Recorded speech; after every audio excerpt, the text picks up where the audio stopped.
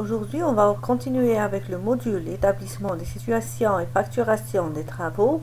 Et le thème d'aujourd'hui, on va voir ensemble la situation des travaux. N'oubliez pas d'abonner la chaîne de Soror Archi. On commence avec les éléments du cours. Les éléments du cours, on va voir ensemble la définition de la situation des travaux, les composantes d'une situation des travaux, le modèle de représentation de la situation et un exemple. Définition de la situation des travaux. C'est quoi une situation? La situation des travaux est le document final qui sert de base à l'établissement des décomptes.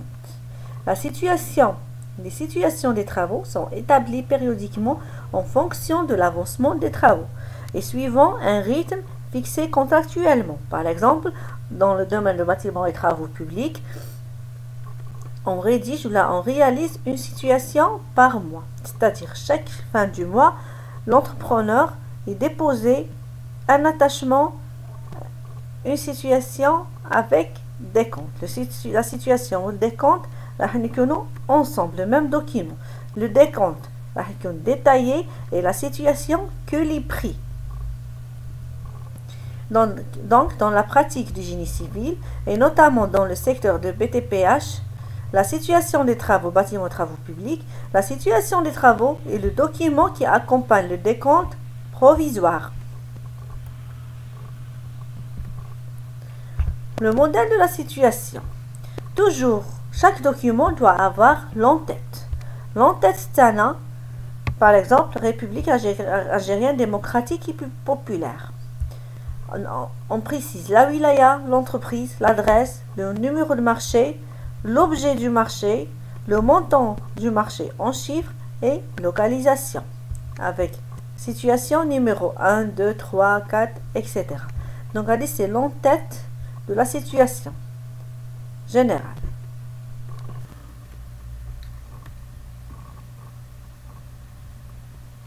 Donc, on a ici la deuxième partie, c'est une partie pour l'entreprise.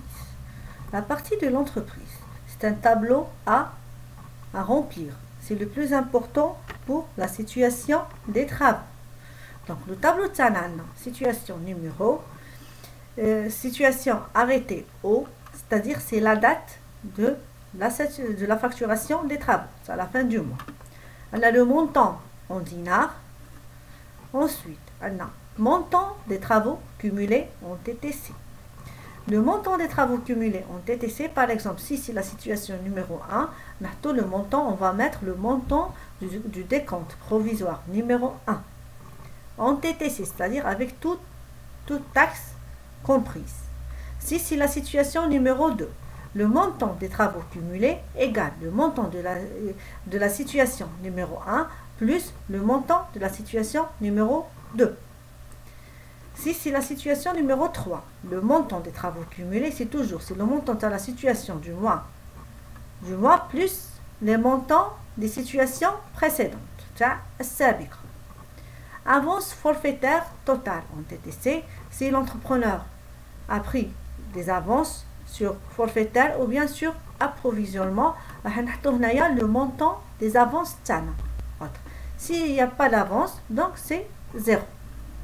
Le total numéro 1 en TTC, c'est-à-dire avec toutes les taxes comprises, égale le montant des travaux cumulés en TTC plus le montant des avances forfaitaires plus les avances sur approvisionnement et autres. Donc voilà pour le montant numéro 1. À déduire du total numéro 1.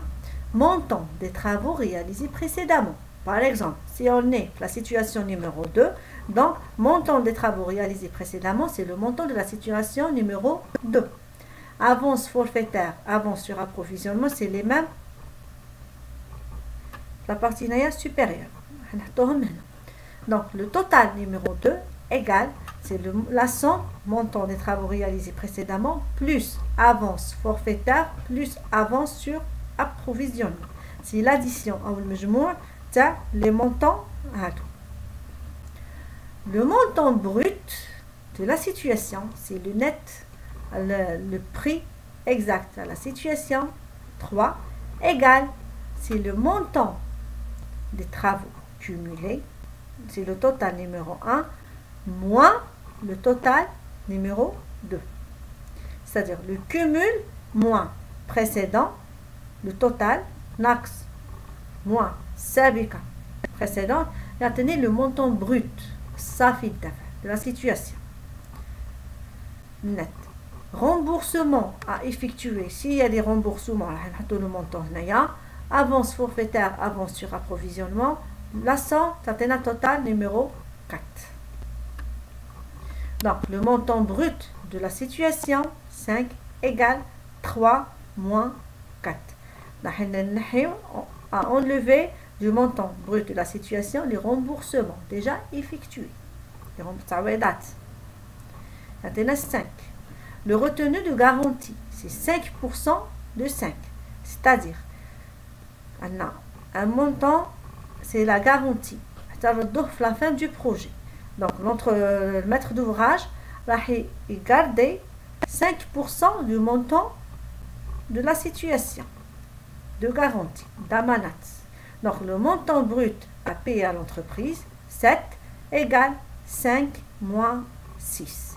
C'est-à-dire, montant brut de la situation moins le retenu de garantie, le montant brut à payer à l'entreprise. Donc, on a le résumé du tableau. Le montant cumulé des travaux et des avances, le montant des travaux réalisés et des avances reçues précédemment, le montant brut de la situation et des éventuelles avances remboursées durant la période considérée, le retenu de garantie du mois ainsi que le montant net à payer, la modification de la conformité par le maître d'œuvre. Partie du maître d'ouvrage, donc c'est des informations à remplir. Partie d'organisme payeur, c'est-à-dire on va mettre le numéro de compte ou bien le numéro de CCP de l'entreprise pour verser la somme, pour le paiement. Et un quatrième point, c'est la partie rejet. Motif exact de si la situation est fausse, ghalta ou morfoda, donc il faut mettre ici le motif de rejet. Alash, la situation, le motif de rejet. On a un exemple là, par exemple, faites la situation des travaux numéro 3. Attendez comme par exemple la situation numéro 1, montant en TTC, avance forfaitaire, avance sur approvisionnement. Situation numéro 2, donc le montant Taha. La situation numéro 3, le montant Taha. On a les remboursements, c'est 200 000 dinars. L'ODS, c'est 12-12 2014. À partir des informations, on a le tableau. Le montant des travaux cumulés en TTC, c'est 1 400 000 dinars. Donc, 1 400 000 égale, c'est le montant 200 000 plus 500 000 plus 700 000. Donc, 700 000, montant de la situation numéro 1 en TTC, plus le montant de la situation numéro 2, plus le montant de la situation numéro 3. Le total est c'est 1 400 000. Les avances forfaitaires, on a 100 plus 0 plus 0, c'est 100. Avance sur approvisionnement, 500 000 plus 0 plus 0, c'est 0. Donc on a 1 400 000, 100, 500. La somme, le total numéro 1 en TTC, c'est 2 millions. À déduire, montant des travaux réalisés précédemment, c'est le montant de la situation numéro 2 et le montant de la situation numéro 1. Le total, c'est 70 000. Les avances, c'est 100. Sur le total forfaitaire, avance sur approvisionnement, c'est 50 000. Le total, c'est 1 300 000. Donc, le montant brut de la situation, c'est 1 moins 2. 2 millions moins 130 millions égale 700 000 dinars algériens. Les remboursements, on a 200 000. Les avances forfaitaires, les remboursements, la cache des avances, donc la somme des remboursements, c'est 200 000. Le montant brut de la situation, 5 égale 3 moins 4. 3, 70 000, moins 200 000 maintenant 500 000. Le retenu de garantie 6, 5% de 5. Donc 500 000 fois 5 divisé sur 100, maintenant 25 000. Donc 5, le montant à payer à l'entreprise égale 5 moins 6. 500 000 moins 25 000, maintenant 45 500 dinars algériens. C'est le montant à payer à l'entreprise. En général, les avances sur approvisionnement, les avances forfaitaires, les avances, les montants des travaux réalisés d'avant, les remboursements. Donc, c'est un montant brut, net. Merci pour votre attention. N'oubliez pas de s'abonner à la chaîne de Soror Archi. Donc, ce cours est présenté par Madame Boutaleb. À bientôt.